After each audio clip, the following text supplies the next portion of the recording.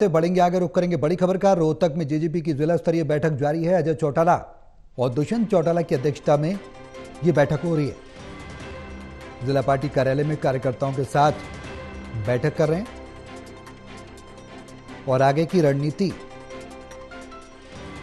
को लेकर चर्चा लगातार हो रही है। बता दें कि कुछ ही महीनों बाद अब हरियाणा में विधानसभा चुनाव है, उसको लेकर जेजेपी ने कमर कसनी शुरू कर दी है।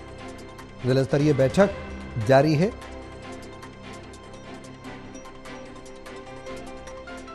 रोहतक से टोटल न्यूज के संवाददाता सुरेंद्र हमारे साथ हैं। ज्यादा जानकारी के लिए सुरेंद्र का रुख करेंगे। सुरेंद्र, जेजेपी की जिला स्तरीय बैठक जारी है, क्या कुछ खास रहने वाला है इस बैठक में? बताना चाहूंगा, जो जेजेपी के जो राष्ट्रीय संयोजक हैं डॉक्टर अजय चौटाला और साथ में पूर्व जो मुख्यमंत्री रहे हैं दुष्यंत चौटाला आज अगर रोहतक में जो कार्यकर्ताओं की मीटिंग लेने पहुंचे हैं और साथ में जो आने वाला जो विधानसभा चुनाव है उसको तैयारियों को लेकर जो अभी तक जो संगठन इन्होंने भंग किया था उस संगठनों को लेकर चर्चा की जा रही है। फिलहाल जो पार्टी है क्या डिसीजन लेगी वो आने वाला वक्त बताएगा, लेकिन फिलहाल जो है तमाम प्रदेश भर में जो है जेजेपी अपन के जो नेता है वो मीटिंग ले रहे हैं। जी सर। सुरेंद्र, आगे की रणनीति क्या कुछ देखने को मिलेगी, क्योंकि राज्यसभा सीट को लेकर भी नूरा कुश्ती प्रदेश में देखने को मिल रही है। भूपेंद्र हुड्डा दिग्विजय को आगे प्रोजेक्ट करने की बात दुष्यंत चौटाला से कह रहे हैं, ऐसे में उसको लेकर भी कि इस बैठक में मंथन हो सकता है।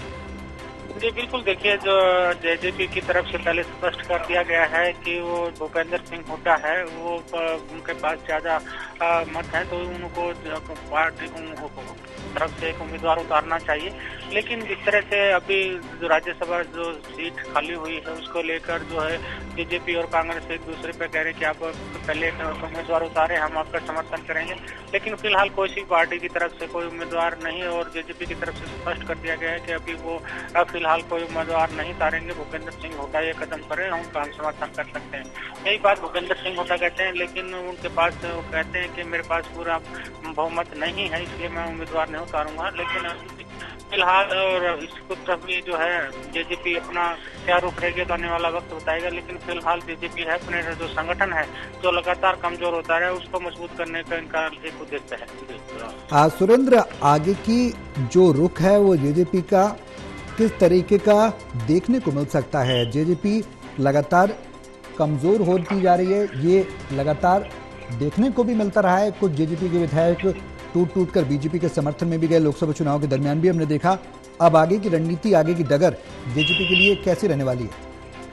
देखिए सौरभ, जिस तरह से जेजेपी के लगातार जो गठबंधन टूटा बीजेपी के साथ, उसके बाद लगातार उसके जो पार्टी के नेता हैं वो छोड़ के जा रहे, जो प्रदेश अध्यक्ष रहे जो निशान सिंह से लेकर तमाम ऐसे बड़े जो पदाधिकारी जो जेजेपी को छोड़ के जा रहे हैं, फिलहाल अभी ये सिलसिला थमने का नाम नहीं ले रहा। तो कहीं ना कहीं पार्टी को जिस तरह से नेता छोड़ के जा रहे हैं और पार्टी को मजबूत करने की बात की, और अभी लोकसभा का चुनाव हुआ था, लोकसभा में भी जो जेजेपी का प्रदर्शन था वो काफी अच्छा नहीं रहा और जिसके चलते अब बीजेपी सिर्फ अपने संगठन और जो कार्यकर्ताओं को जोश बनने का काम कर रही है। जी सुरेंद्र, अब अगर रणनीति की बात की जाए तो प्रदेश में किस तरीके का समीकरण देखने को मिल सकता है? बीजेपी वर्सेस कांग्रेस आने वाले विधानसभा चुनाव में कड़ी टक्कर होगी, क्योंकि लोकसभा के नतीजों में हमने देखा कि जो वोट परसेंटेज था कुछ विधानसभाओं में, कुछ कॉन्स्टिट्यूएंसी में वो कांग्रेस का जरूर बढ़ा। अब ऐसे में अगर रणनीति की बात की जाए तो आगे किस तरीके के समीकरण पार्टी स्तर पर बनते नजर आएंगे?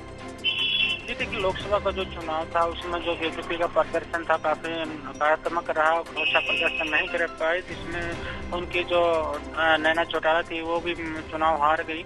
तो कहीं ना कहीं जो जेजेपी है सिर्फ अब जो अपना जो कार्यकर्ता है संगठन को मजबूत करना है, क्योंकि अभी संगठन उन्होंने जो था पदाधिकारियों प्रदेश स्तर का वो भंग कर दिया गया था, कार्यकारिणी पूरी की पूरी। अब वो कार्यकारिणी का गठित करने को भी रहेगा, लेकिन साथ में जिस तरह से आने वाला विधानसभा चुनाव है उसके लिए सभी पार्टियां तैयारी कर रही है। उधर से कांग्रेस के दावा करती है कि जो है प्रदेश में जो है कांग्रेस की सरकार बनेगी, लेकिन बीजेपी जिस तरह से सारी अमित शाह जो पूरा का पूरा अपना कमान अब बीजेपी का ले लिया है और जो उन्होंने स्पष्ट कर दिया है, अभी पंचकुला में आए थे कि नायब सिंह सैनी के नेतृत्व में जो चुनाव लड़ा जाएगा और वो आने वाले समय में भी मुख्यमंत्री होंगे। तो कहीं न कहीं जो बीजेपी है ओबीसी कार्ड खेलकर जो है नायब सिंह सैनी ओबीसी समाज से आते हैं, तो कहीं न कहीं बड़ा जो वोट बैंक ओबीसी समाज का है उसको, क्योंकि जो अब की बार जो लोकसभा चुनाव में जो जाट वोट बैंक था वो बीजेपी को नहीं मिला। तो कहीं न कहीं सभी पार्टियां अब अपनी अपनी रणनीति है उसमें लगी हुई है। अब देखना होगा आने वाले विधानसभा में किसकी सरकार बने। जी सर। बहुत शुक्रिया सुरेंद्र तमाम जानकारी साझा करने के लिए।